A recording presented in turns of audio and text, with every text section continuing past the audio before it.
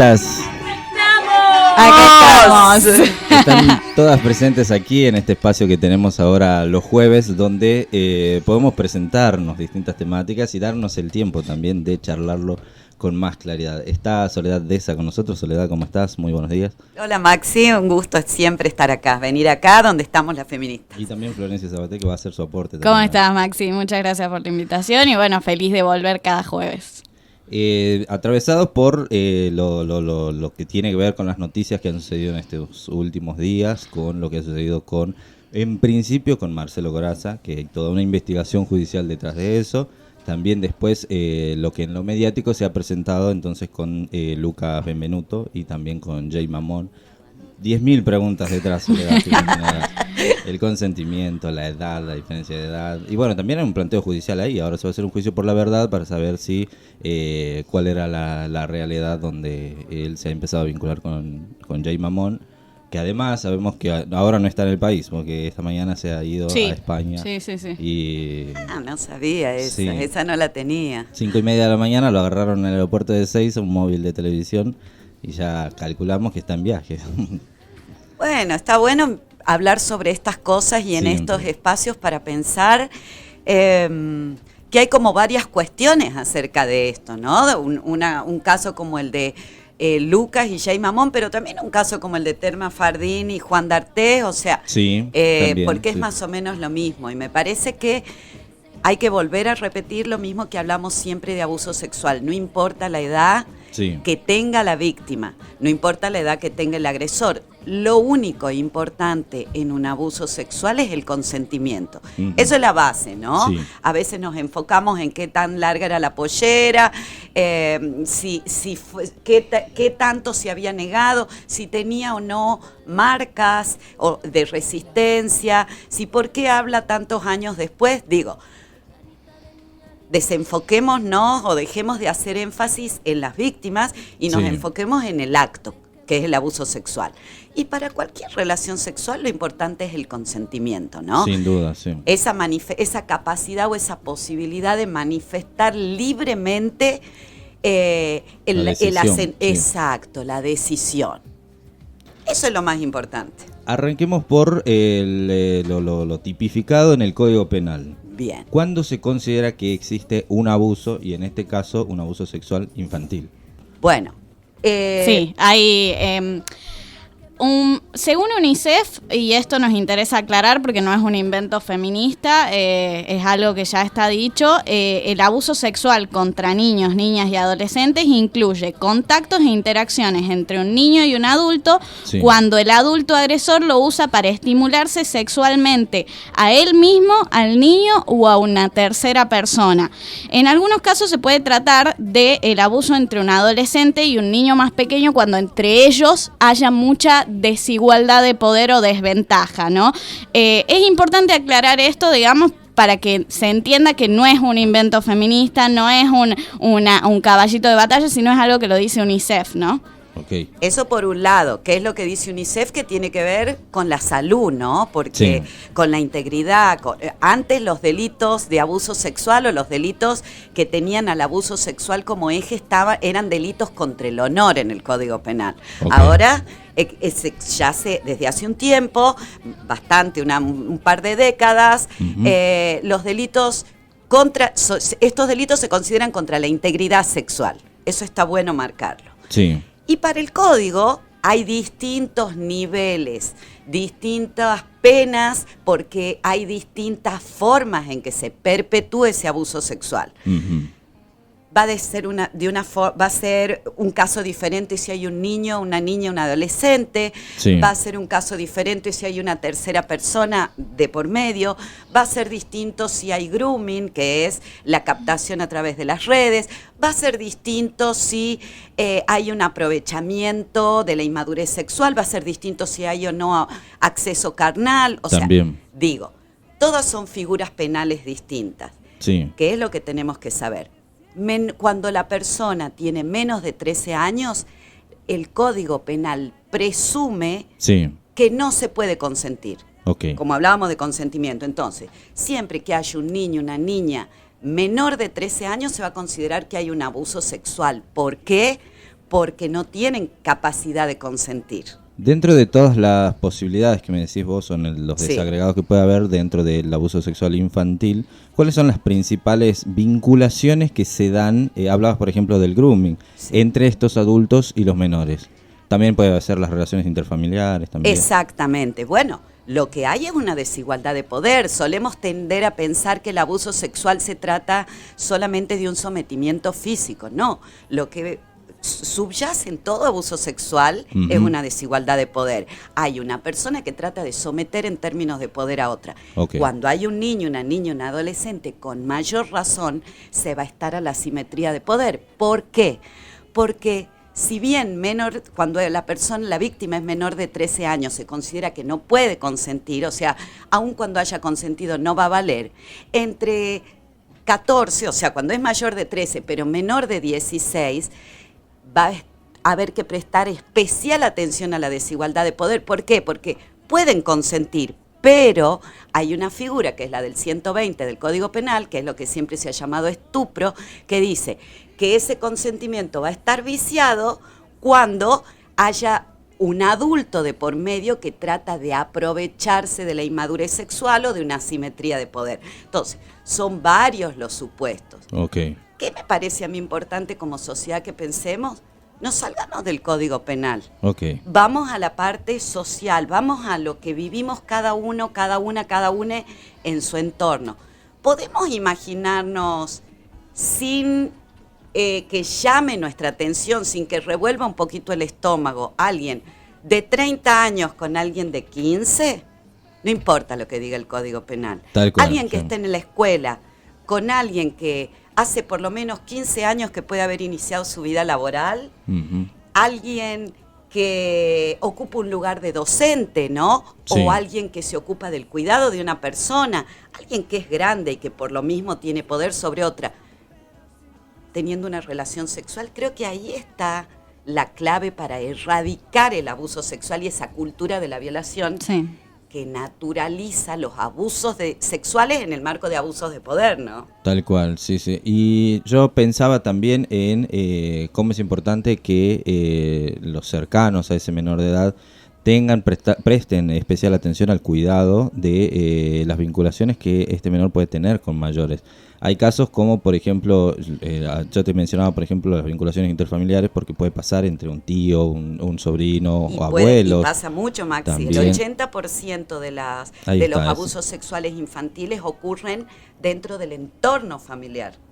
Tienen a alguien cercano. Ese es uno de los estereotipos que ha fagocitado la cultura de la violación. La cultura de la violación se basa en 4 pilares. 1, la violación ocurre con extraños o con extrañas, ¿no? Nunca en el entorno. Un estereotipo, ¿por qué? Porque, entre otras cosas, lo que vos señalás, muchas veces es el propio entorno de confianza el que se aprovecha y utiliza esa confianza para abusar sexualmente. El segundo estereotipo: si no hay marcas, si no hay lesiones en la víctima, no hubo violación. Como queriendo probar o como exigiendo que la víctima pruebe que se resistió. Si no se resistió, pareciera que consintió. Claro. Y nos olvidamos de la desigualdad de poder. También. Puede no haber marcas, pero el abuso sexual siempre deja una lesión interna. Interna me refiero en la subjetividad, que va a durar años. No, y también vuelve a recargar sobre la víctima la necesidad constante de probar la violencia, ¿no? Que es doblemente ultrajante en cierto punto y doblemente revictimizante, porque es pasar por el proceso violento y tener que demostrar aparte con marcas físicas que eso aconteció y es sumamente doloroso y es sumamente revictimizante. Y saca el foco nuevamente del abuso y lo pone en la víctima. Me voy ahí al tercer estereotipo. El tercer estereotipo de la cultura de la violación es hay víctimas mejores que otras. Bien. Hay cuerpos más o menos violables, más o menos disponibles, ¿no? Entonces ahí vamos. si la pollerita, si había tomado, si era fiestera, si por qué andaba sola en el boliche esa hora, si por qué los padres no sabían, por qué mentía, por qué le iba mal en el colegio. Lo que decían de Lucas Benvenuto, que hacía un niño en una fiesta de grandes, ¿no? Claro. Que él no debería haber estado ahí. Bueno, sí, no debería haber estado ahí, pero ¿por qué estamos hablando de si él estaba o no estaba y no estamos hablando de que había una fiesta de adultos con niños de 13, 14 años? Entonces es correr el foco de nuevo. Entonces vuelta el foco a la víctima. Y el cuarto pilar de la cultura de la violación es... Mirá, qué raro que lo diga después de tanto tiempo, ¿no? ¿Por qué pero tanto? ¿Será verdad? ¿Será mentira? Bueno, ¿eso por qué?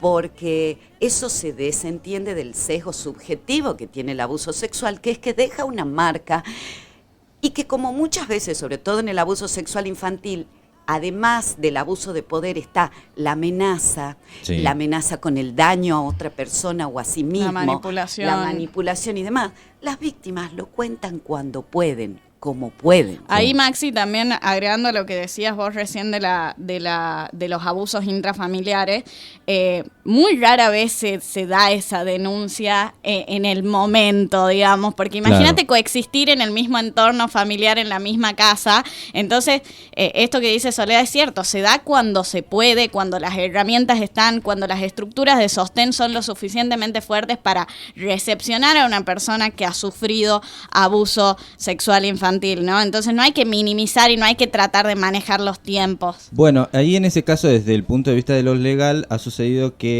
Lucas Benvenuto hace algunos años ha incursionado en la demanda hacia Jay Mamón por lo que ha sucedido. Y se ha encontrado con un planteo, o por lo menos una respuesta judicial, de la prescripción del delito.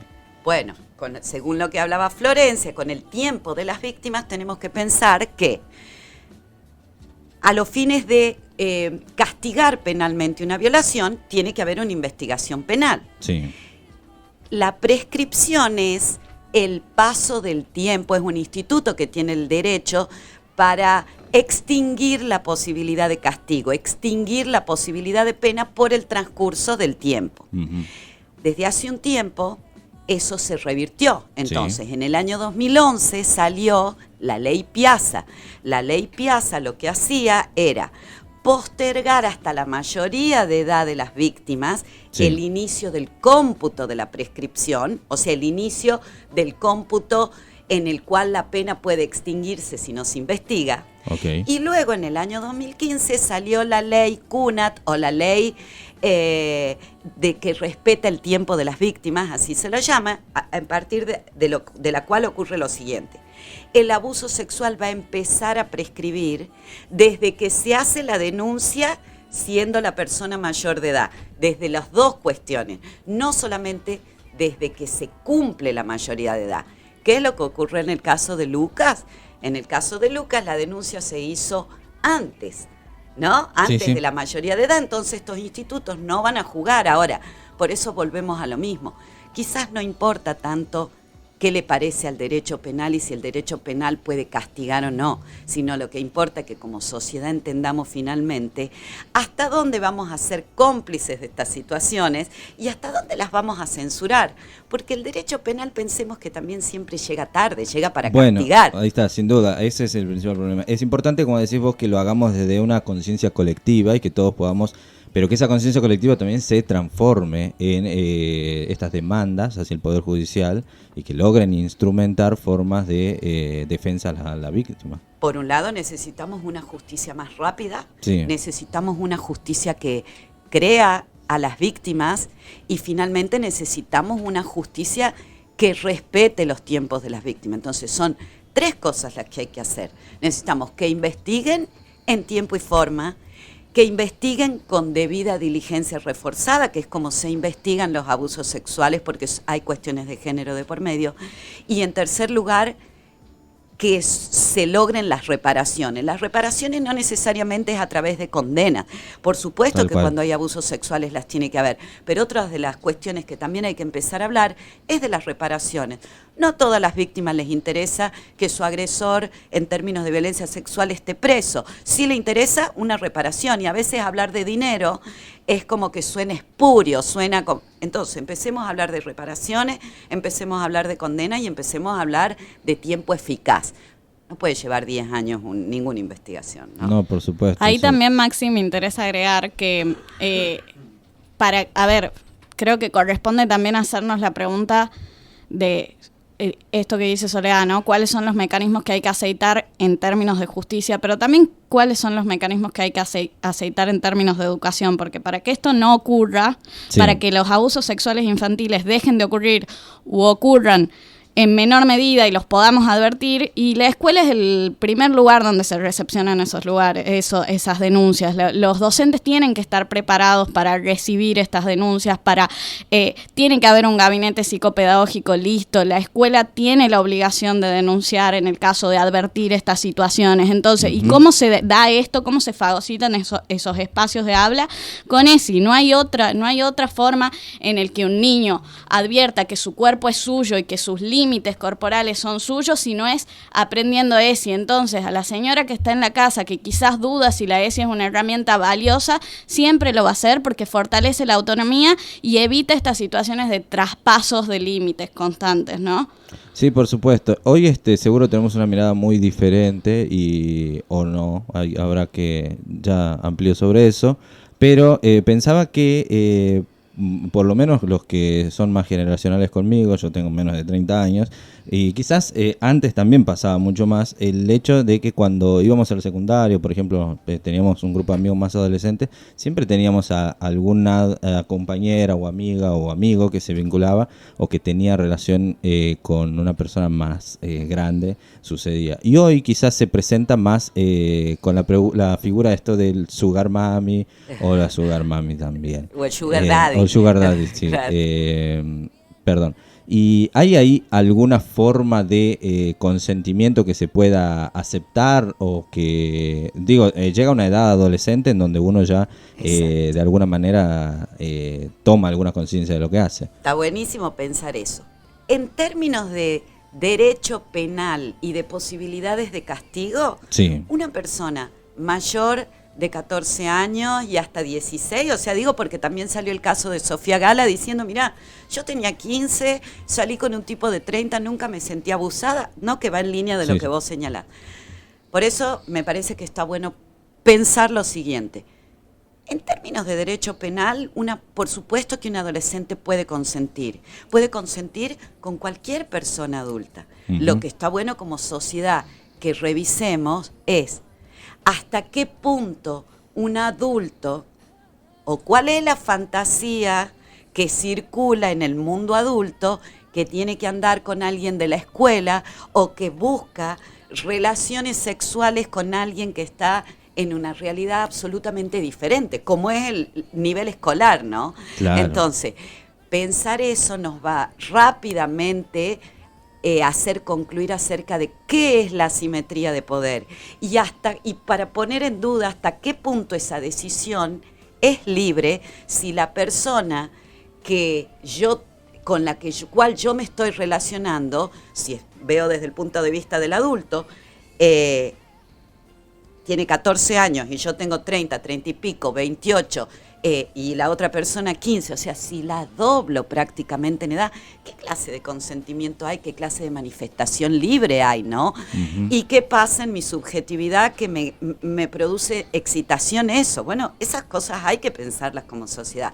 Y al revés, si lo pongo me parece a mí, si lo ponemos desde el punto de vista del adolescente, pensar ¿cuáles son las cosas que dan vuelta? Da vuelta el dinero, dan vuelta las necesidades, la autonomía vinculada como algo, la autonomía sexual como vinculada a lo económico, o quizás hay otro tipo de problemas. ¿Qué representa esa persona adulta que me doble en edad? Uh-huh. ¿Llena un vacío que tiene que ver con cuidado? O sea, bueno, pensemos, pero me parece a mí que a quien hay que exigirle más es a la persona adulta. Y ahí volvemos a lo mismo.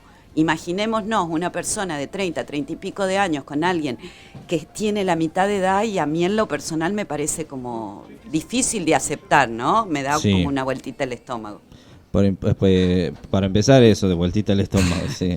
Pero también es importante que quienes estamos cerca de estos adolescentes, el abuso sexual infantil también hoy lo estamos centrando en una edad más adolescente, pero por supuesto que también incluye a menores de esa edad, y es importante que su familia o su vínculo cercano siempre esté atento a las vinculaciones que tienen los menores y en este caso los adolescentes también, con quienes se relacionan, con quién hablan, a quién escuchan también. Totalmente, porque el acto de develamiento, como se llama el momento en el que un niño, una niña, un adolescente cuenta un abuso sexual, muchas veces, sobre todo cuando son niños y niñas, muchas veces no es de manera abierta, de manera explícita, como puede contarle un adolescente que incluso ya conoce, entonces quizás lo hace a través de juegos, quizás lo hace mostrando algún tipo de malestar en la escuela, o sea, quizás lo hace con palabras codificadas, porque muchas veces el agresor usa palabras codificadas, entonces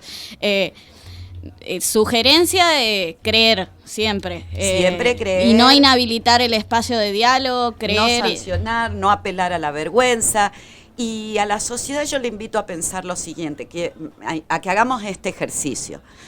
Si estamos en una relación o estamos por tener una relación sexual, tengamos siempre presente que el consentimiento debe ser expreso y debe sostenerse. O sea, si estoy con alguien que me dijo que sí, que vamos a ir a coger, por decir de alguna forma, y después resulta que se arrepintió, no puedo obligarle a esa persona. Si estábamos por tener relaciones sexuales y se duerme, y bueno, el consentimiento se extingue, entonces, no porque me había dicho que sí, yo puedo tener relaciones sexuales con esa persona dormida. Lo mismo si está alcoholizada. Entonces, ante una duda, nunca está de más preguntar, che, ¿te pinta? ¿Seguimos en la misma sintonía? ¿Estamos en la misma página? Digo, parte de las masculinidades hegemónicas violentas es dar por sentado el consentimiento. No lo demos por sentado, eso es una gran enseñanza. Sí, es muy importante entonces que eso suceda. Estaba tratando de repasar algunas líneas o algunos contactos donde se puede denunciar este tipo de accionar o... En la línea 144 se pueden denunciar todas las violencias. Sí. En la línea 102 se puede denunciar toda clase de maltrato infantil, y el abuso sexual infantil entra dentro el abuso sexual infantil entra dentro del maltrato. Y sobre todo, yo siempre recomiendo que se busque el asesoramiento en una ONG feminista, en una ONG transfeminista, porque la parte de lo que necesita el juicio de este tipo de casos es una perspectiva de género. Entonces, 2338-120 Fundación M4M. Y el contacto en nuestras redes siempre para... 2338-120. Nuestro número fijo. Nuestro número de la oficina. Siempre está bueno encontrar una escucha empática, alguien que te pueda orientar acerca de cuáles son las alternativas. Interdisciplinaria también. Exacto, una escucha interdisciplinaria, un abordaje integral, pero por sobre todo un espacio donde la víctima pueda escuchar cuáles son las alternativas que tiene y que su autonomía, ya que fue abusada a propósito de una relación sexual, que no sea abusada ni por la justicia ni en el asesoramiento. Es una forma de recuperar qué es lo que quiere, y para eso se necesita una escucha empática y un respeto por esa autonomía. Chicas, les agradezco el espacio, ¿no? Siempre que sabemos que van a llegar, estábamos pensando. Mientras estamos, nos hacen pensar, y seguro después de esto nos van a dejar pensando también un montón. Muchísimas gracias por el espacio, las esperamos el jueves que viene entonces. Así será. Gracias a ustedes, Maxi. 10:36, así pasaba entonces el espacio feminista en la radio 90.1 en Radio Prensa, en un grito de corazón. Quédate ahí que después de esta breve pausa tenemos más noticias. Sé que hay mil